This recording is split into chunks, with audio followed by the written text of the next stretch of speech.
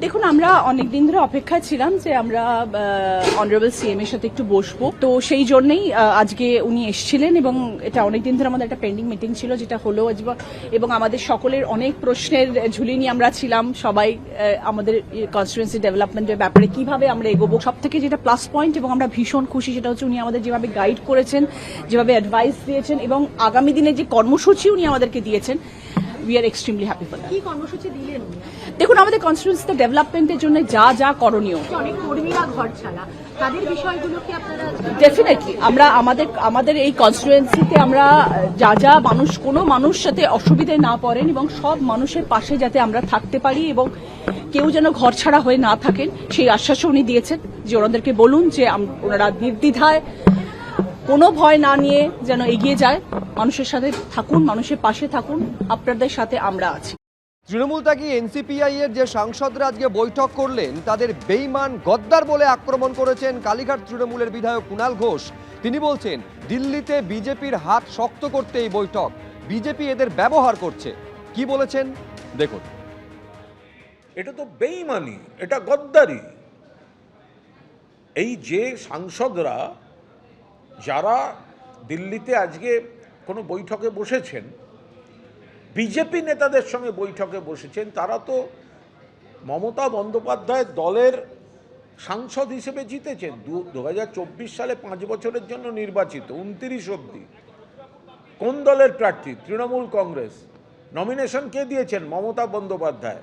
প্রতীক কি? ঘাসের ওপর জোড়া ফুল। ভোট কারা দিয়েছেন? বিজেপি বিরোধী ভোটাররা, যারা মমতা বন্দ্যোপাধ্যায়কে সমর্থন করেন। আপনারা জিতলেন আর আজকে বিজেপির হাত শক্ত করতে যাচ্ছেন। এটা বিজেপি তাদের স্বার্থে, তাদের অঙ্কে কিছু বিশ্বাসঘাতককে একাধিক অঙ্কে তারা কাজে লাগাচ্ছে। এই বিশ্বাসঘাতকরা কলঙ্কিত।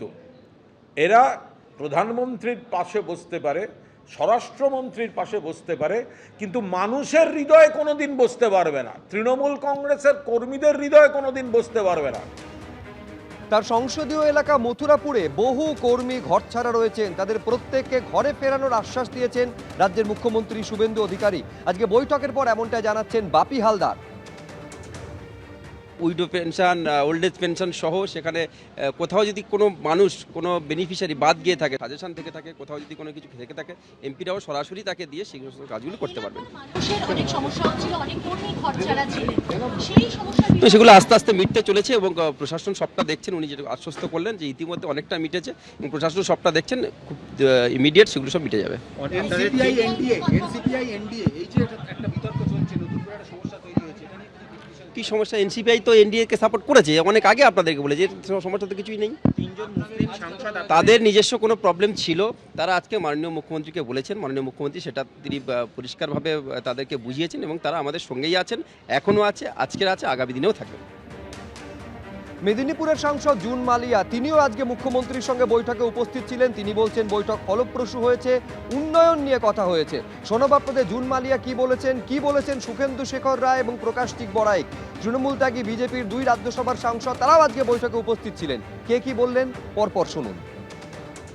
The meeting was very good and fruitful, and he's promised us that any kind of administrative, if we face any kind of administrative situation, hiccups, then he's always there.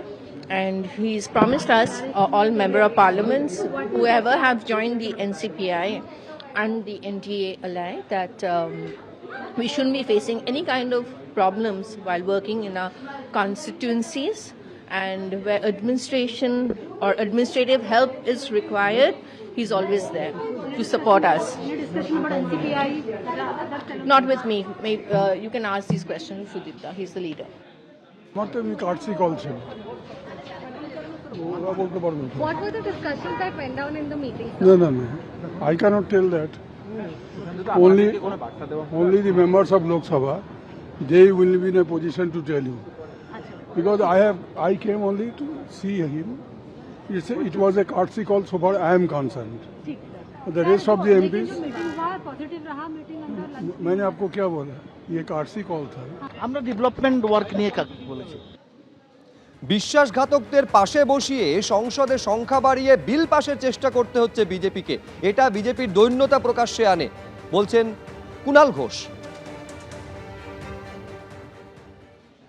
সহমহিমায় Sudip শব্দটা নয়, কলঙ্কিত সুদীপ। তার কারণ বিশ্বাসঘাতকদের কোলে বসিয়ে বিল পাসের জন্য সাংসদের সংখ্যা বাড়ানোর চেষ্টা করছে বিজেপি।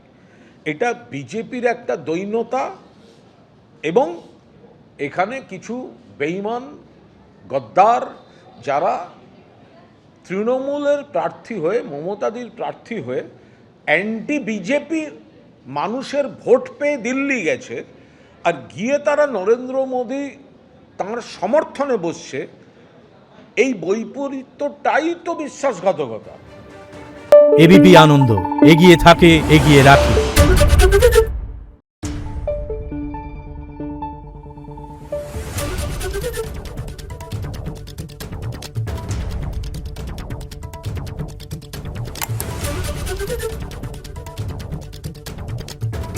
Thank you.